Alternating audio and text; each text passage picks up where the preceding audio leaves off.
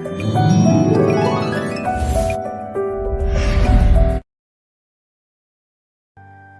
जंगल में टुनटुनी चिड़िया अपने पति बबलू कबूतर के साथ रहा करती थी।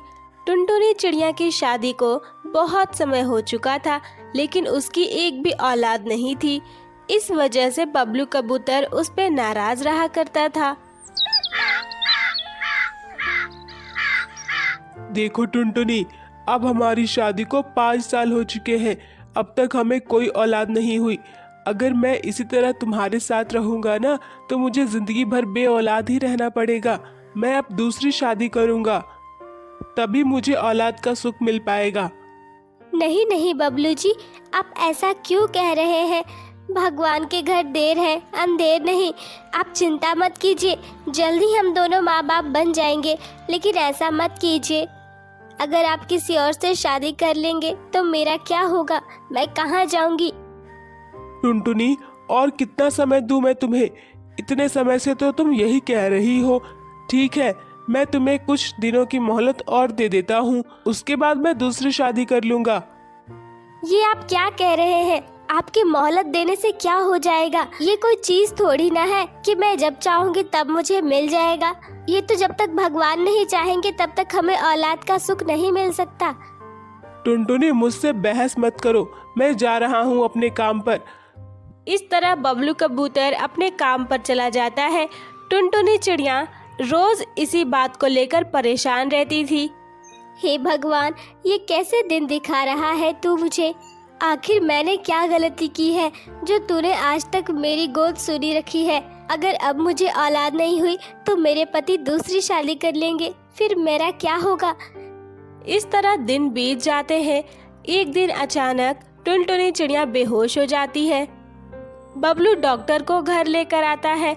डॉक्टर टुनटुनी का चेकअप करता है और कहता है, मुबारक हो, आपकी पत्नी माँ बनने वाली है।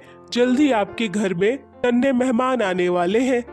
अरे वाह डॉक्टर साहब, ये तो बहुत बड़ी खुशखबरी है। मेरी शादी को तो 5 साल हो चुके हैं, अब जाकर मुझे बाप बनने का सुख मिलेगा। मैं तो बहुत खुश हूँ, आपका बहुत बहुत धन्यवाद। लेकिन आपको टुनटुनी का खास ख्याल रखना होगा। आपको सिर्फ 1 या 2 बच्चे नहीं, बल्कि 7 बच्चे होने वाले हैं। जी हाँ, टुनटुनी 7 बच्चों की माँ बनेगी। ये सुनकर तो बबलू कबूतर और खुश हो जाता है। बबलू कबूतर अपने दोस्त कालू कौआ के घर मिठाई लेकर जाता है। अरे कालू, ये ले मिठाई खा, बहुत बड़ी खुशखबरी आई है। क्या बात हो गई? तू तो बहुत खुश लग रहा है, क्या हुआ?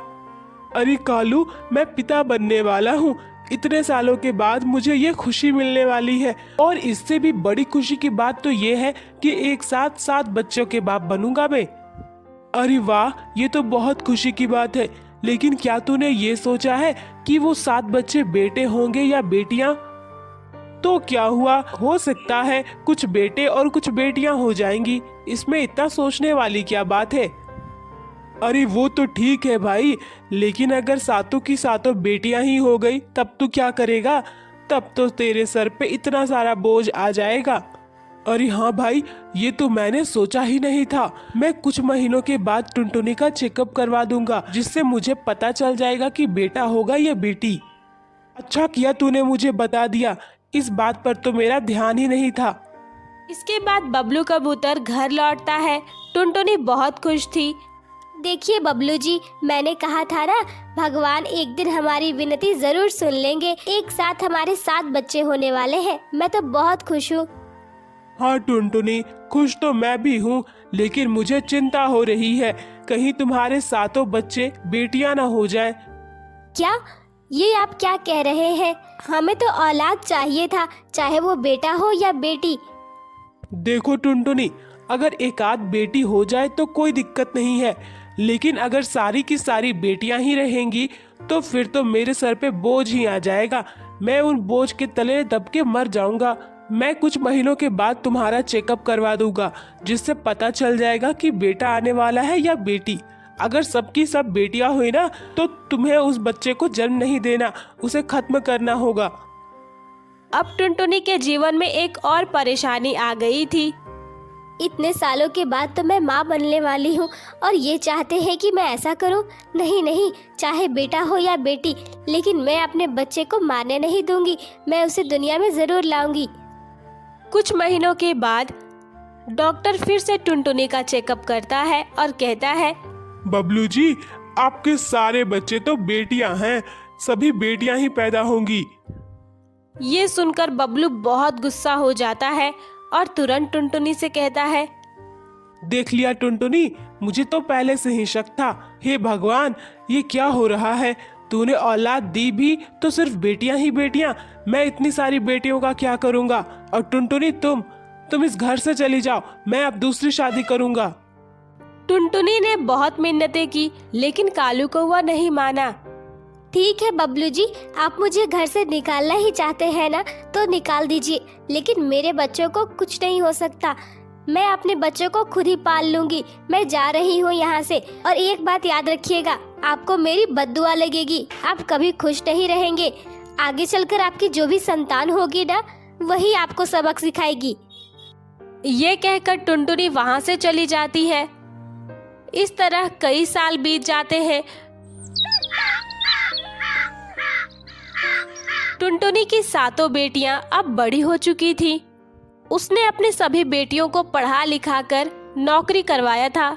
सभी एक से बढ़कर एक नौकरी किया करती थी। बबलू कबूतर एक बेटे का बाप था, जिसका बेटा बेरोजगार था। अरे बेटा, कभी तो कुछ काम कर लिया कर, दिन भर घर में पड़ा रहता है। अगर इसी तरह चलता रहा तो आगे क्या होगा? अब मैं भी तो बूढ़ा हो रहा हूँ, मैं कब तक कमाऊंगा और तुझे खिलाऊंगा? अब ये सब करने की जिम्मेदारी तो तेरी है ना। क्यों? ये सब करने की जिम्मेदारी भला मेरी क्यों रहेगी पिताजी? आपने मुझे क्या इसीलिए पैदा किया था ताकि मैं आगे चलकर आपको फायदा दे सकूं? मैं ऐसा कुछ नहीं करने वाला, और अगर मेरे साथ जबरदस्ती की तो मैं यहाँ से भाग जाऊंगा।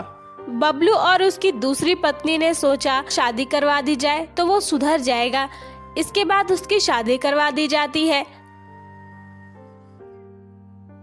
शादी के बाद वो अपनी पत्नी के साथ मिलकर अपने माता पिता को ही घर से बेघर कर देता है। अब बबलू अपनी दूसरी पत्नी के साथ दर दर भटका करता था। हे भगवान, मुझसे बहुत बड़ा पाप हो गया। मैंने जो टुनटुनी के साथ किया था उसी का फल मिल रहा है। वो मुझे बद्दुआ देकर गई थी, आखिर उसकी बद्दुआ लग ही गई मुझे।